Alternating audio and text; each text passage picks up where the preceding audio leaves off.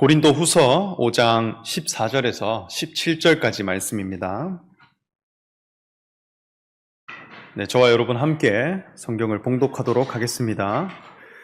그리스도의 사랑이 우리를 강권하시는도다. 우리가 생각하건대 한 사람이 모든 사람을 대신하여 죽었은즉 모든 사람이 죽은 것이라. 그가 모든 사람을 대신하여 죽으심은 살아있는 자들로 하여금 다시는 그들 자신을 위하여 살지 않고 오직 그들을 대신하여 죽었다가 다시 살아나신 이를 위하여 살게 하려 함이라. 그러므로 우리가 이제부터는 어떤 사람도 육신을 따라 알지 아니하노라. 비록 우리가 그리스도도 육신을 따라 알았으나 이제부터는 그같이 알지 아니하노라. 그런즉 누구든지 그리스도 안에 있으면 새로운 피조물이라. 이전 것은 지나갔으니 보라 새 것이 되었도다. 아멘. 성성경 목사님께서 새로운 피조물이라고 하는 제목으로 말씀을 전해주시겠습니다.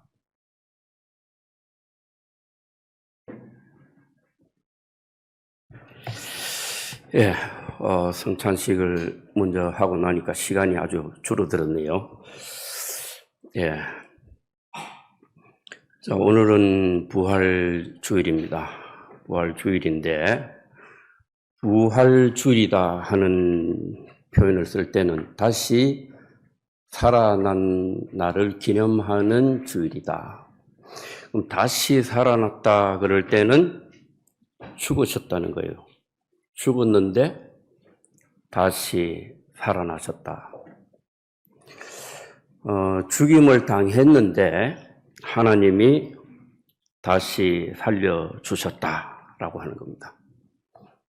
그런데 여기에는 하나님의 깊으신 하나님의 온전하신 뜻이 이 속에 들어있는데 하나님의 아들 예수 그리스도를 이 땅에 보내셔서 그분이 하나님의 뜻을 외치시고 미움을 당해서 죽임을 당했습니다. 십자가에 못 박혀서 죽었습니다.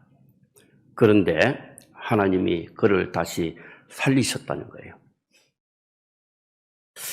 자, 그러면 이것을 지금 세상에 수많은 사람들이 기념하고 있습니다. 우리 해외 여행을 나가보면 수많은 교회가 있고 성당이 있고 그런데 그곳에서 부활절을 기념하고 있습니다. 러시아에서도 기념합니다. 우크라이나에서도 기념해요. 전쟁을 하면서도 이것을 기념하는 거예요. 자, 그런데 우리는 예수님이 십자가에 못 박혀 죽으심과 그리고 하나님이 그를 살리신 여기에는 뜻이 있다는 거예요. 어떤 의미가 들어있느냐? 그 교훈을 우리가 받아야 한다. 그럴 때 오늘 본문 말씀에서는 그런 표현을 합니다. 우리가 이제부터는 어떤 사람도 육신을 따라 알지 아니하노라. 비록 우리가 그리스도도 육신을 따라 알았으나 이제부터는 그같이 알지 아니하노라. 그냥 예수님이 십자가에 죽으셨는데 그런데 그 몸을 돌무덤 속에 보관을 했다. 그리고 그 몸이 부활하셔서 어디를 가셨다. 라고 하는 그냥 어떤 육신의 사건, 어떻게 죽었느냐, 그리고 어떻게, 어디에 모셨다가, 어떻게 살아나셨느냐, 이런 것을 알려고 할 필요도 없다. 거기에 관심을 기울일 것도 없다. 그래서 육신을 따라 알려고 했다는 거예요. 그러나 이제부터는 그같이 알지 아니하노라. 그러므로 그런즉 누구든지 그리스도 안에 있으면 새로운 피조물이라. 우리가 그 그리스도께 속한 사람이 될 때는 우리가 새로운 피조물이 된다는 거죠. 다르게 말해서 새로 지음받은 생명이 된다는 거예요. 새로운 피조물이 되고 새롭게 창조된 생명이 되면 이전 것은 지나갔다. 보라, 새 것이 되었도다.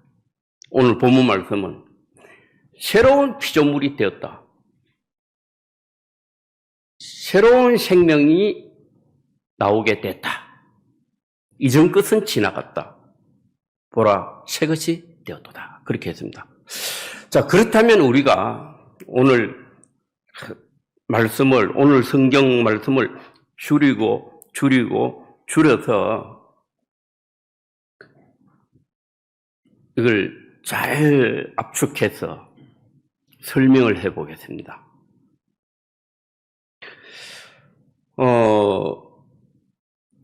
우리가 예수님이 다시 살아나셨다 하는 것은 죽었다는 거예요.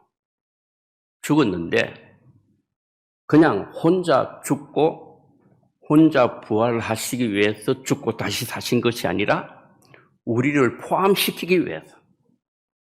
그래서 우리도 함께 죽는 자가 되고 그리고 우리도 함께 사는 자가 되게 하기 위해서 죽으시고 부활하셨다는 거예요. 그럼 우리가 죽어야 돼요.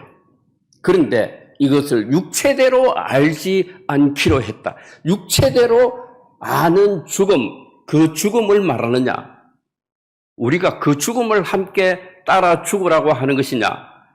그러면 우리가 십자가에 다 매달려야 돼요. 그런 퍼포먼스 하다가 실제로 죽는 사람도 있습니다. 그러니까 우리가 육체대로 알면 그 육체대로 그냥 십자가에 못 박혀서 죽는 그 죽음을 따라 죽어야 되느냐? 그렇게 죽는 사람은 다시 살아나지도 못합니다. 그럼 뭘 의미하느냐? 우리가 다시 예수님이 다시 살아나셨듯이 우리의 신앙도 다시 살아나야 된다는 거예요. 그러면 죽는 건 뭐가 죽어야 되느냐? 이전 신앙이 죽어야 되는 거예요. 옛 사람이 갖고 있었던 내 생각, 내 행동, 내가 추구하는 행동, 내가 귀하게 여겼던, 숭고하다 여겼던 그것에 대해서 내가 죽음이다. 그것도 다 죽는 자리다. 암만 해도 그건 결국은 심판을 받아서 죽을 수밖에 없는 것이다 하는 것을 내 신앙으로 내가 믿음으로 이 신앙을 갖춰야 된다는 거예요. 그러면 자 우리가 이제 어쩌면 예수님이 십자가에 못 박혀서 죽임을 당할 때에 피를 흘렸습니다. 피가 피가 어디서 흘렀을까요?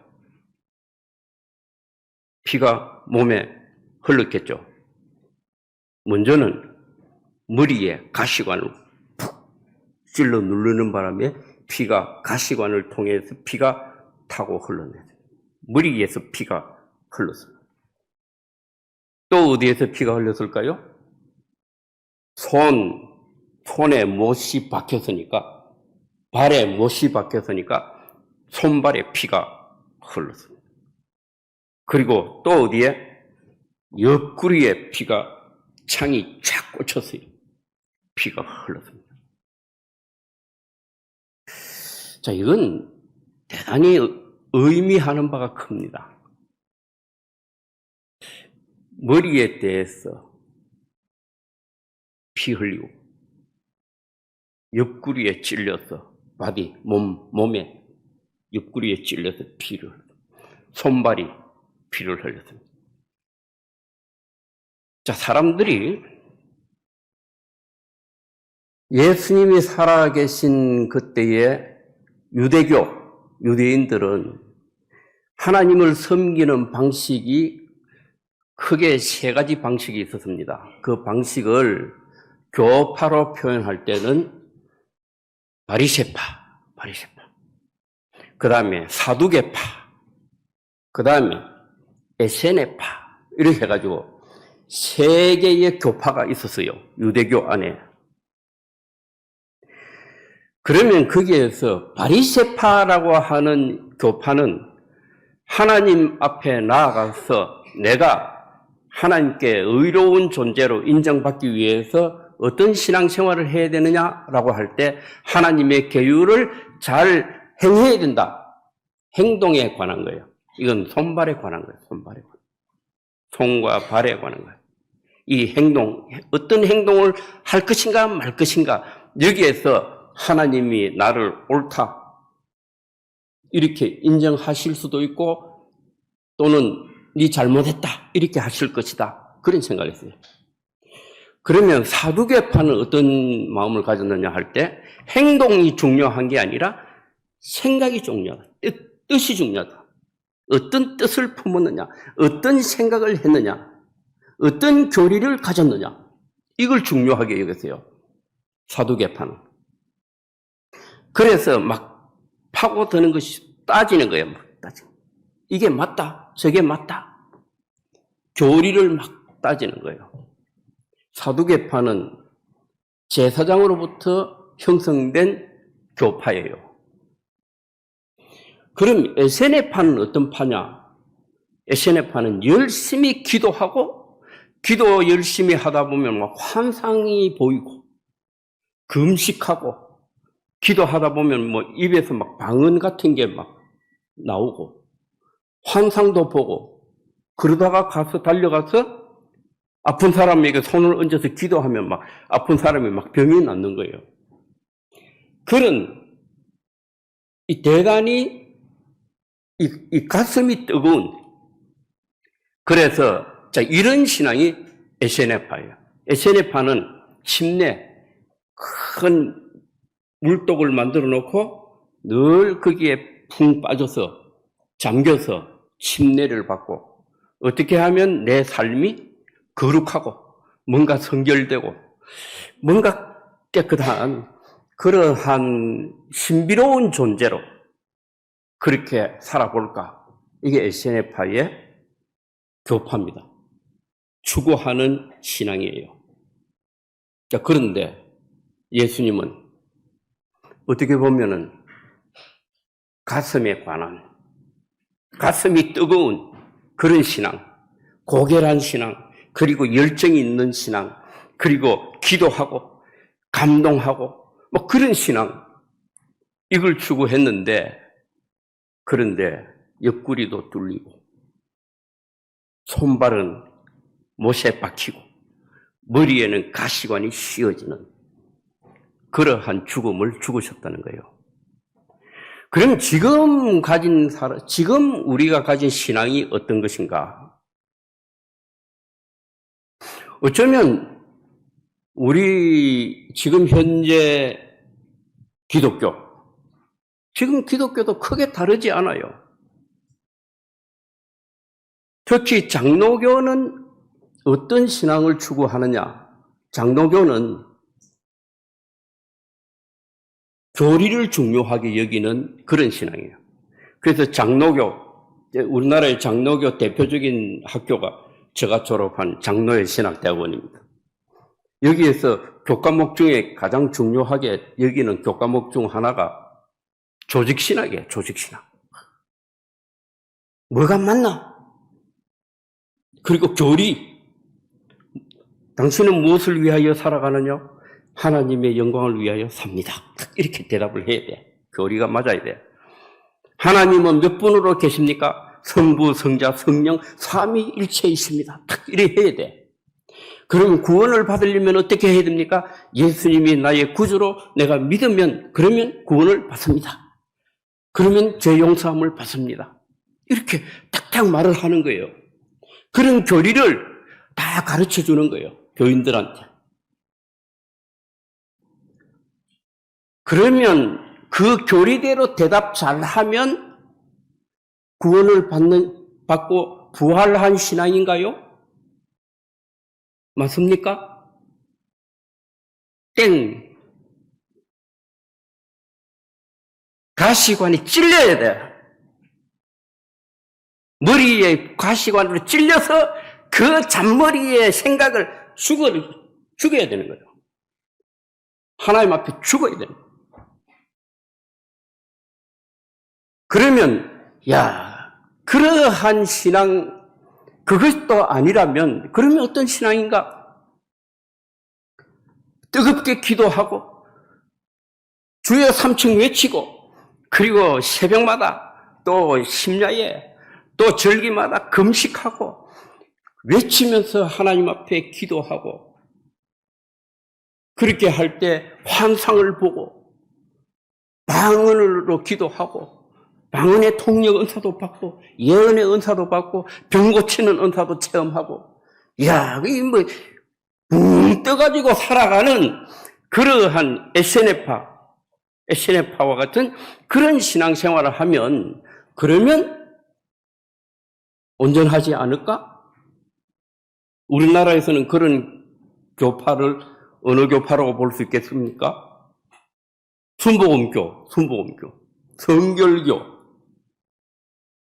붕 뜨는 거예요. 장로교는 머리 중심이에요. 생각을 잘 하는 거예요, 생각. 교리 중심, 생각. 그래서 뭐 장로교 안에도 합동이냐, 뭐 통합이냐, 뭐 고신이냐 하면서 뭐 우리나라 뭐 대한예수교 장로회 이래 돼 있으면 뭐 훌륭하다 이렇게 봐주는 거예요. 그러나 그것도, 그러한 것도 머리에 가시관이 찔리는 거예요. 심판을 받는 거예요. 그러면 뜨겁게 기도하고 신비한 체험을 하고 각양 은사를 내가 경험하는 거 해보셨어요? 크게 어렵지 않습니다. 조금만 기도 생활을 시작하면 다 나와요, 그게. 그러면 온전한 신앙인가? 하나님 앞에 어려운 존재가 되는가? 맞습니까? 땡. 그것도 심판을 받아야 돼요. 죽어나가야 돼요. 그러면 이제 손발에 관해서, 그러면 신앙생활이라고 하는 것은 행동이 중요하지 행함이 중요하지. 그러면 뭐 봉사활동도 열심히 하고 어디 가서 구제활동도 하고 막 열심히 다니면서 전도도 하고 막 이렇게 한다. 손발이 부지런해서 선한 행동에 동원되어서 내가 열심히 해간다. 나쁜 짓은 하지 않고 손발이 선하다고 여겨지는 것만 하면, 그러면 의로워지고 구원을 받지 않겠느냐? 맞습니까? 우리 지금 현재 기독교회는 열심히 구제 활동하고 열심히 선행을 쌓고 그렇게 해가는 교파가 어떤 교파라고 할 수 있을까요?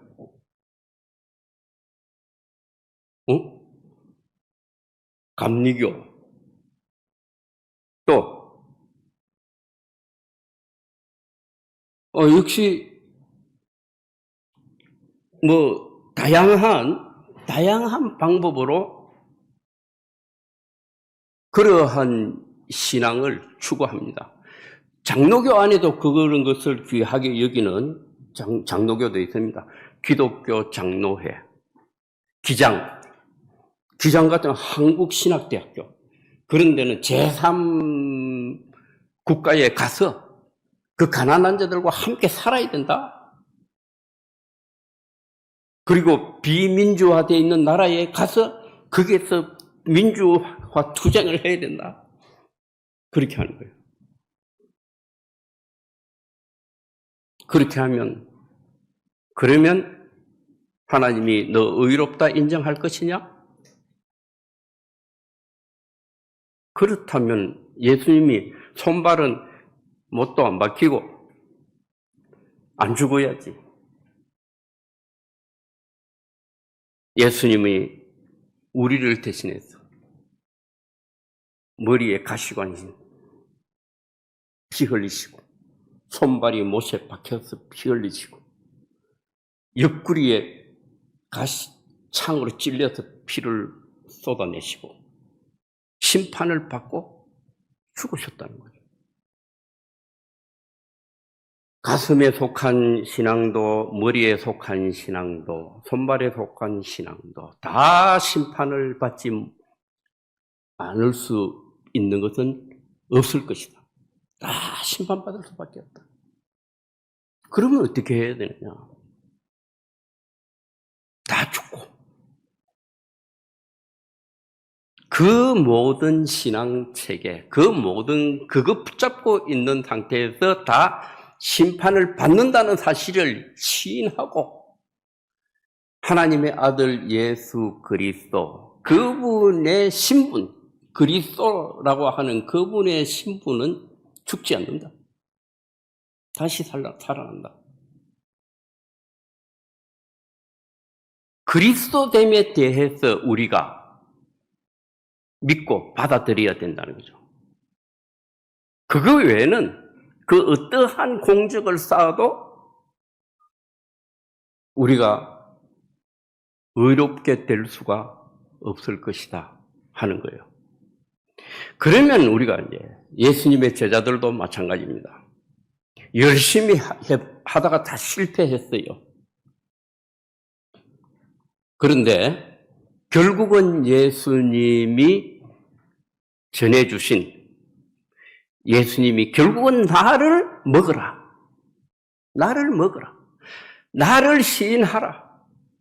내가 누구인가? 라고 하는 하나님의 아들 되시고 그리고 왕이시고 제사장 되신 기름 부음을 받은 그러한 그리스도이시다. 메시아이시다. 라고 하는 사실을 인정하고 그리고 그분을 믿음으로 받아들이게 될 때에 먹듯이 내 몸과 하나가 되기를 원하는 마음으로 음식을 먹듯이 그렇게 받아들이고 먹듯이 믿게 되면 우리가 믿는다라고 하는 건 나 예수 믿는다 이렇게 하는 것도 자기 신념으로 믿는 경우가 많습니다. 그리고 자기 이론으로 믿기도 해요. 그건 결코 자기 생명이 된 상태는 아니에요. 그래서 거듭나야 된다는 거죠. 거듭나야 된다. 거듭나서 새로운 피조물로 거듭나는 상태가 되지 않으면 새로운 피조물로 생명 자체가 바뀌게 되면 내 본성도 바뀌어요. 내가 이전에 살아가면서 추구했던 그러한 본성들이 바뀌게 돼요. 내가 무엇을 보고 기뻐하느냐? 이전에 기뻐했던 것과 지금 기뻐하는 것이 달라진다는 거예요. 이전에 내가 즐거워했던 것, 지금 즐거워하는 것이 전혀 다른 세계로 달라지는 거예요. 이전에 내가 귀하게 여겼던 것, 지금 귀하게 여기는 것이 서로 전혀 달라진다는 거죠. 이전에 내가 우선시했던 것과 지금 내가 우선시하는 것이 달라진다는 거죠. 본능적으로 달라지는 거예요. 본성이 달라지는 거예요. 이게 새로운 피조물이에요. 다른 생명이 됐다는 거예요.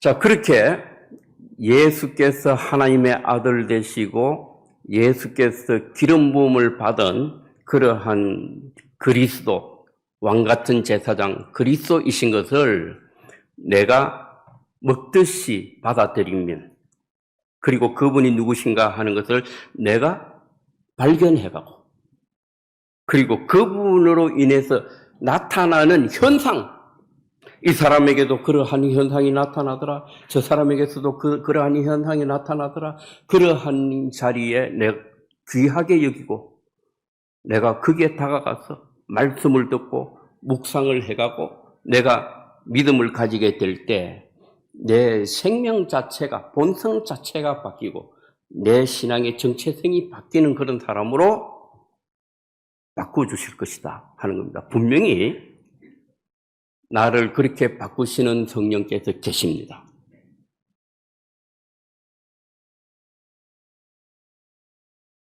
우리가 이제 어떤 이론을 신앙생활을 하는데 교리를 가지고 있듯이 제가 잘 아는 사람 중에 수학 박사님이 있습니다. 수학 박사님이. 그 수영을 배워서 수영장에서 열심히 수영도 하고 막 이렇게 자유형도 하고 배형도 하고 수영장에서 수영을 참 꽤 오랫동안 수영을 했습니다. 배운 대로 수학적으로 딱 이런 대로 탁탁 했는데 그 사람이 물에 빠져가지고 못 올라왔어요. 아니 실컷 수영하고 다녔는데 수영장에 뭐 1, 2년 다닌 게 아니에요. 배우기로 1, 2년 배운 게 아니에요. 실컷 수영하고 다녔는데 어느 날 멀리 가서 수영장에서 수영하는데 지금 자기가 수영하는 이곳이 깊은 곳이다 하는 것을 생각하는 순간에 가라앉았어요. 그게 수영을 배우긴 배웠는데 머리로서 머리로서. 우리 고흥 식구들은 수영을 머리로서 배우는 게 아니에요. 물에 던져 놓으면 그냥 막 배 밑으로, 배 밑바닥으로 막 이렇게 다니면서 수영을 하는 거예요. 절대 이곳이 깊은 곳이다 생각해도 빠지지 않습니다. 생명으로 터득한 것과 관념으로 터득한 것은 전혀 다른 세계예요. 특히 우리 장로교는 관념 신앙을 너무 많이 가지고 있어. 왜냐하면 장로교가 어디서 왔느냐? 유럽의 독일에서 왔어요. 독일은 철학 자체가 관념적이에요. 데카르트의 관념론. 나는 생각한다. 고로 나는 존재한다. 거기에서 장로교가 온 거예요. 그러니까 신앙을 전부 그걸로 생각하는 거예요. 관념으로, 교리로. 그렇게 생각해요. 영국은 경험론이에요. 베이컨이라든지 이런 사람 경험론이에요. 경험론은 내가 행한 것만 인정하는 거예요. 그러니까 뭐 감리교, 요한 웨슬리, 그 형제 다 영국에서 왔단 말이에요.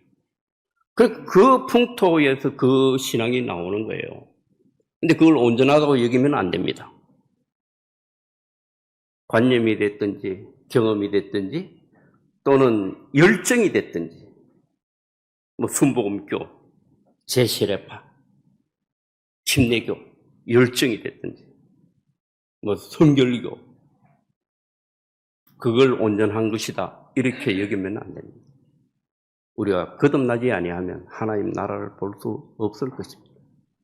그러므로 이 모든 것이 관념이 됐든지 행동이 됐든지 이것은 그런 것에 매여서 그것을 온전한 신앙으로 여기던 것은 다 죽고 십자가로 가고 살려주시는 분 앞에 그리스도의 생명으로 살게 해 주십시오 하는 간절한 간구가 있을 때에 우리에게 부활 신앙이 되살아나게 될 것입니다. 기도하겠습니다. 하나님, 죽고 다시 살아나신 예수 그리스도를 기념하며 부활 이 메시지를 우리에게 허락하여 주셔서 감사합니다. 우리가 부활절을 맞이해서 허락하시는 이 말씀이 우리 속심령을 일깨우게 하시고 우리가 이전에 가졌던 생각들, 우리가 이렇게 하면 될 것이다, 저렇게 하면 될 것이다 했던 그 모든 생각, 이 모든 것이 다 죽고 오직 하나님께서 다시 살려주실 것을 우리가 간구함으로 예수의 생명으로 다시 살게 되는 그 신앙의 세계를 향하여 나아가는 저희들 다 되게 하여 주옵소서. 예수님의 이름으로 기도드립니다. 아멘.